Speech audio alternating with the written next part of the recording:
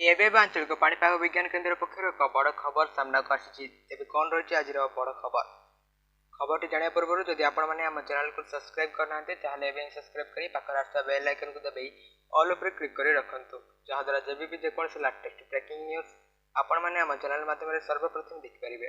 ଏବେ ଚାଲନ୍ତୁ ଡେରି ନକରି ଖବର ଉପରେ ନଜର ପକାଇବା।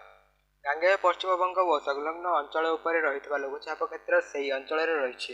ଆଜି ମୟୂରଭଞ୍ଜ, କେନ୍ଦୁଝର, ସୁନ୍ଦରଗଡ଼ ଓ ଝାରସୁଗୁଡ଼ା ଆଦି ଜିଲ୍ଲାର ବିଭିନ୍ନ ସ୍ଥାନରେ ଘଣ୍ଟା ପ୍ରତି 30ରୁ 40 କିଲୋମିଟର ବେଗରେ ପବନ ବହିବା ସହ ପ୍ରବଳ ବର୍ଷା ହୋଇପାରେ ବୋଲି ଆଞ୍ଚଳିକ ପାଣିପାଗ ବିଜ୍ଞାନ କେନ୍ଦ୍ର ପକ୍ଷରୁ ସୂଚନା ଦିଆଯାଇଛି। ଏଥିସହ 25 ତାରିଖରେ ଉତ୍ତର ପଶ୍ଚିମ ବଙ୍ଗୋପସାଗର ଓ ସଂଲଗ୍ନ ଓଡ଼ିଶା ପଶ୍ଚିମବଙ୍ଗ ଉପକୂଳରେ ଏକ ଲଘୁଚାପ ସୃଷ୍ଟି ହେବ। ଫଳରେ 25 ତାରିଖରୁ ରାଜ୍ୟରେ ପୁଣି ବର୍ଷା ଆରମ୍ଭ ହୋଇଯିବ। ଉତ୍ତର ବଙ୍ଗୋପସାଗର ଓ ସଂଲଗ୍ନ ଓଡ଼ିଶା ଉପକୂଳ ବଙ୍ଗୋପସାଗର ଅଶାନ୍ତ ରହିବାର ଆଶଙ୍କା ରହିଥିବାରୁ ଆଜି ସମୁଦ୍ର ମଧ୍ୟକୁ ପ୍ରବେଶ ପାଇଁ ମତ୍ସ୍ୟଜୀବୀଙ୍କୁ ବାରଣ କରାଯାଇଛି। ରବିବାର ଉତ୍ତର ଓଡ଼ିଶା ସମେତ ଦକ୍ଷିଣ ଓଡ଼ିଶାର ବିଭିନ୍ନ ସ୍ଥାନରେ ବଜ୍ରପାତ ସହ ବର୍ଷା ସମ୍ଭାବନା ରହିଛି। ପ୍ରବଳରୁ ଅତି ପ୍ରବଳ ବର୍ଷା ନେଇ 3 ଜିଲ୍ଲାକୁ ୟେଲୋ ୱାର୍ଣ୍ଣିଂ ଜାରି କରାଯାଇଛି।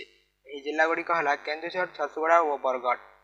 ସେହିପରି ପ୍ରବଳ ବର୍ଷା ନେଇ ସମ୍ବଲପୁର, ଦେବଗଡ଼, ଅନୁଗୁଳ ଓ ମୟୂରଭଞ୍ଜ ଆଦି ଜିଲ୍ଲାକୁ ୟେଲୋ ୱାର୍ଣ୍ଣିଂ ଦିଆଯାଇଥିବା ବେଳେ ବଜ୍ରପାତ ପାଇଁ ବାଲେଶ୍ୱର, ଭଦ୍ରକ, ଯାଜପୁର, କେନ୍ଦ୍ରାପଡ଼ା, କଟକ, ଜଗତସିଂହପୁର, ଢେଙ୍କାନାଳ, ପୁରୀ, ଖୋର୍ଦ୍ଧା, ନୟାଗଡ଼, ଗଞ୍ଜାମ, ଗଜପତି ଆଦି ଜିଲ୍ଲାକୁ ସତର୍କ କରିଛି ପାଣିପାଗ ବିଜ୍ଞାନ କେନ୍ଦ୍ର। ଭିଡ଼ିଓଟିକୁ ଶେଷ ପର୍ଯ୍ୟନ୍ତ ଦେଖିଥିବାରୁ ଧନ୍ୟବାଦ।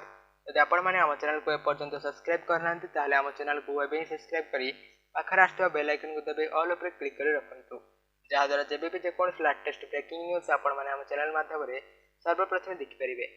Report news network Odia.